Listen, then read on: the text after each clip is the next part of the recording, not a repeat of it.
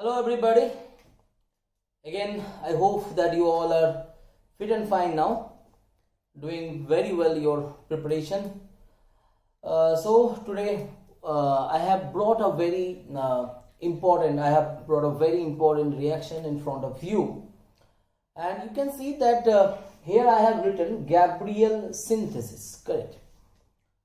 So जब भी मैं बोलूं कि Gabriel synthesis तो शायद आपको लगेगा कि सर ये शायद आपने गलती से गैब्रियल सिंथेसिस लिख दिया है, शायद ये आपको ये लिखना था कि गैब्रियल थैलीमाइड रिएक्शन, ठीक है? तो ये फेमस है गैब्रियल थैलीमाइड रिएक्शन, ये हम सभी लोगों को पता है। तो लेकिन सर ये गैब्रियल सिंथेसिस क्या है, ये कुछ अलग रिएक्शन है कि क्या है? तो ऑब्वियस मैटर है, देखो बच्चों कि गैब्रियल नाम जब है तो ये गैब्रियल थैलीमाइड रिएक्शन से कहीं ना कहीं जुड़ा हुआ है। तो गैब्रियल थैलीमाइड जो आपका रिएक्शन होता है उसमें हम लोग जानते क्या है, क्या होता है बेसिकली इसमें, ये पहले समझ लो कि यहां पर हम लोग 1 डिग्री अमाइन बनाने का कोशिश करते हैं, ठीक है?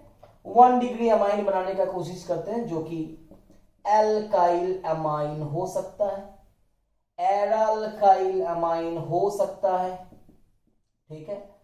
और अगर आप डायरेक्टली एराइल बनाना चाहोगे तो उसमें प्रॉब्लम ये हो जाता है कि थोड़ा सा अगर उसमें ग्रुप रिंग के अंदर अगर इलेक्ट्रॉन रिंग के साथ अगर इलेक्ट्रॉन विथड्रॉइंग ग्रुप कनेक्टेड नहीं है तो रिएक्शन में आपका प्रॉब्लम आ जाता है। तो इलेक्ट्रॉन विथड्रॉइंग ग्रुप जरूरत होता है, हालांकि ये दोनों के लिए परफेक्टली ऑलराइट है गैब्रियल थैलीमाइड रिएक्शन। तो ज्यादा यहां हम लोग गैब्रियल थैलीमाइड का मैकेनिज्म या उसके बारे में डिस्कस नहीं करेंगे, लेकिन फिर भी मैं आपको बताना चाहूंगा कि होता बेसिकली क्या है कि आपके पास जो ये थैलीमाइड है जो कि ऑब्वियसली थैलिक एसिड से आया हुआ है, उसके साथ अमोनिया का रिएक्शन होता है। तो अगर इसको आप एक बेसिक दो, जैसे इथानोलिक KOH दो, तो वो बेसिकली इस हाइड्रोजन को, जो कि यहां पर एसिडिक हाइड्रोजन का काम कर रहा है, तो करने के बाद आपको जनरली क्या प्रोड्यूस करके देगा? CO N minus, correct, N minus K plus डाल दे सकते हैं।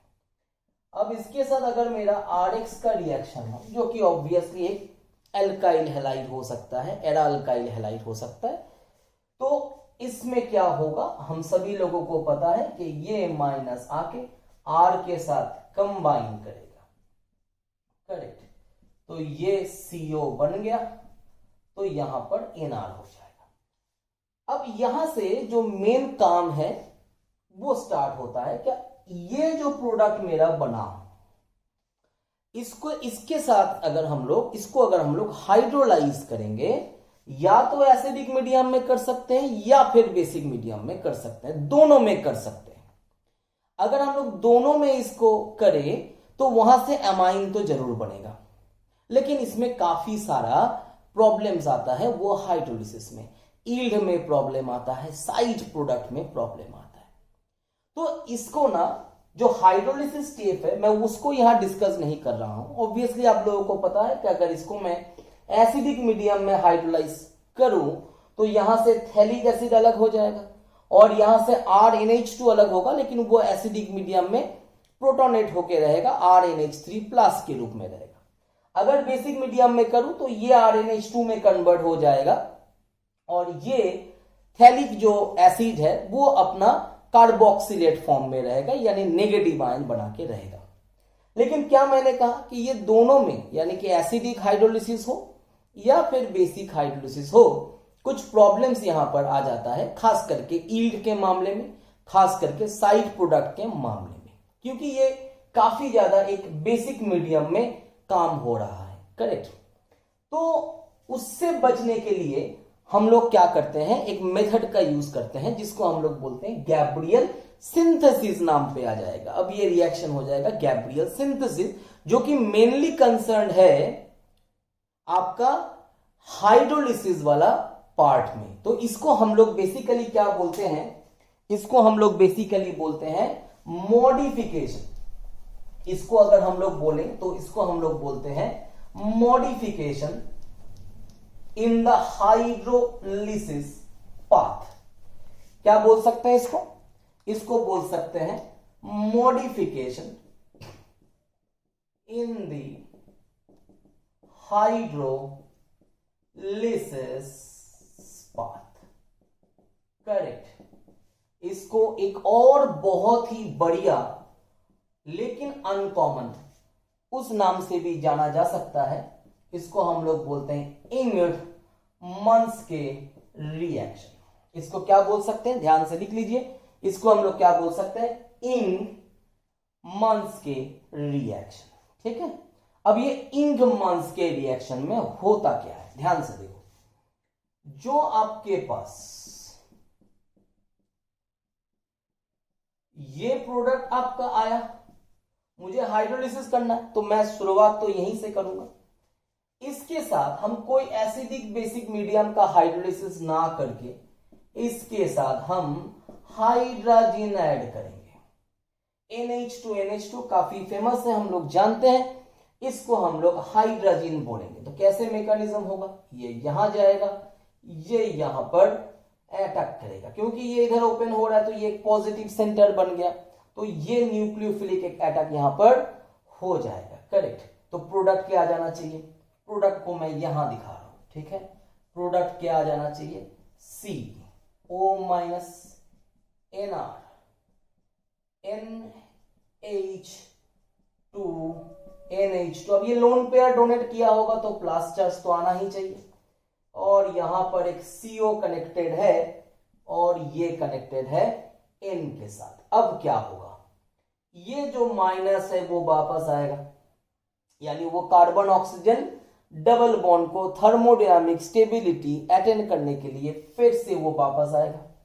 What will happen after that? This bond will open. This nitrogen, in order to get its electron pair back, ये दिस बॉन्ड को, इस bond को ये तोड़ेगा, तो यहां का जो H+ निकलेगा वो जाके नाइट्रोजन के साथ जुड़ जाएगा। तो प्रोडक्ट क्या एक्सपेक्ट कर सकते हैं? ध्यान से देखो, ये आपका रिंग हो गया। करेक्ट। तो यहां पर आपका CO हो गया, यहां पर आपका NH2 हो गया, और यहां पर आपके पास क्या आ गया? CONHR आ जाएगा। आपका क्या आ जाएगा? CONHR आ जाएगा, क्योंकि N के साथ आपका हाइड्रोजन कनेक्टेड हो गया।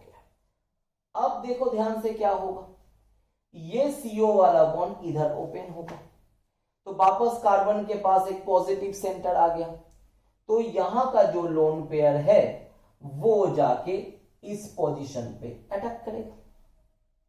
तो क्या एक्सपेक्ट कर सकते हैं हम क्या एक्सपेक्ट कर सकते हैं कि यहां पर ये आपका CO में गया, यहां पर NH हो गया, यहां पर CO- हो गया, जिसके साथ NHR कनेक्टेड है, और ये NH2 कनेक्ट हो गया, और यहां पर एक प्लस चार्ज हो गया। आई होप कि the whole thing is coming in the frame. मैं थोड़ा सा आपके लिए फ्रेम को अरेंज कर देता हूं इस तरीके से। करेक्ट। तो ये आपका प्रोडक्ट हो गया। जल्दी से देखिए, क्लियर? ये आपका प्रोडक्ट अभी तक आया। फिर क्या करना है? फिर है कि ये वापस अपना थर्मोडायनामिक स्टेबिलिटी लेने के लिए वापस जाएगा, तो ऑटोमेटिकली ये वाला बॉन्ड ब्रेक होगा। तो सोच के देखो, ये N के माथे पे एक नेगेटिव चार्ज आना चाहिए। There will be a negative charge on this nitrogen. This nitrogen will again try to attain, क्या? Will again try to gain the electron pair. तो वो क्या करेगा? इसको अपने तरफ तोड़ेगा, तो ये जो प्रोटॉन निकलेगा वो इस नाइट्रोजन पे जाके अटैक करेगा। तो ध्यान से देखो, यहां पर अल्टीमेटली जो बना, मैं उसको यहां लिख देता हूं एज अ प्रोडक्ट। वो क्या है? ये रह गया आपका CO, यहां रह गया आपका NH, यहां रह गया CO, यहां रह गया NH। तो ये आपके साथ आ गया, और सबसे इंपॉर्टेंट क्या बन गया इसके साथ? ऑब्वियसली ध्यान से देखिए, RNH और ये H, तो ये दोनों मिलके क्या प्रोडक्ट दे दिया आपका? RNH2 प्रोडक्ट दे दिया। राइट। इसको क्या बोल सकते हैं? इसको बोल सकते हैं थैलाजाइन, थैलाजाइन 1,4 डाइओन। इसको क्या बोल सकते हैं? थैलाजाइन 1,4 डाइओन या थैलाहाइड्राजाइड भी बोल सकते हैं। तो सबसे इंपॉर्टेंट चीज क्या है कि देखो हमको प्रोडक्ट तो मिल गया, टोटल चीज में एक बेसिक डोमिनेंस है, क्योंकि यहां पर आपका लोन पेयर का खेला हो रहा है, टोटल प्रोटॉन को ले रहा है, प्रोटॉन वापस अटैक कर रहा है, तो डोमिनेंस तो बेसिक का है ऑब्वियसली, और मोस्टली ये आपका चल रहा है लुईस बेसिसिटी के ऊपर बेस करके। तो इसमें क्या होता है, जो साइड प्रोडक्ट बनने का चांसेस है वो लगभग ना के बराबर है, जो यील्ड होगा वो काफी ज्यादा इंपॉर्टेंट है, वो काफी एप्रिशिएबल अमाउंट में आ जाता है।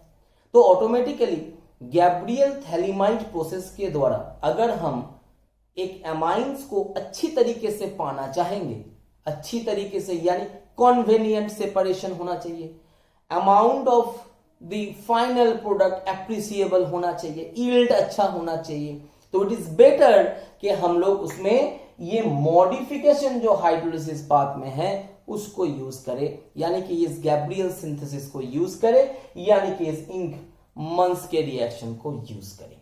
ठीक है, तो ये आपके सामने मैकेनिज्म है। अगर आपको कहीं से भी प्रॉब्लम आता है आप कमेंट बॉक्स में कमेंट कीजिए, बताइए कहां पर आपको कुछ जगह पे दिक्कत हुआ, तो डेफिनेटली उसको मैं फिर आपके लिए क्लियर करूंगा, जरूरत पड़े तो एक वीडियो और डाल दूंगा। क्लियर?